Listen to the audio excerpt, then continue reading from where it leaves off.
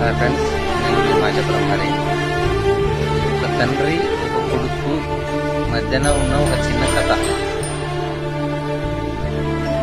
ఒక తండ్రి దగ్గర ఎన్ని లక్షలన్నా ఉన్నాయి, ఎన్ని కోట్లన్నా ఉన్నాయి. లక్షల కోట్లు అంటే డబ్బు విషయమే కాదు, ఎవరి కుటుంబం తగ్గట్టు వారి స్థాయికి తగ్గట్టు వారి తండ్రి దగ్గర ఉంటుంది ఒక బాధ్యత అనేది. ఒక తండ్రి ఉన్నప్పుడు ఎక్కడికైనా బయలుదేరుతున్నప్పుడు నాయన డబ్బులు ఏం చేస్తారంటే ఎక్కువ తక్కువ ఇవ్వడం. తండ్రి చేసే పని ఇదే. ఎక్కువ తక్కువలు ఇస్తే ఈడ ఖర్చు పెట్టుకొని ఎక్కువ ఖర్చుకు అలవాటు పడుతాడు. తర్వాత ముందు భవిష్యత్తులో నా కొడుకు ఏమి ఖర్చులకు అలవాటు పడి ఏమైపోతాడు అని చెప్పి అందరినీ బిగబట్టి ఇచ్చేది ప్రతి తండ్రికి ఉండే అలవాటు. అది దాన్ని మనం అపార్థం చేసుకోకూడదు.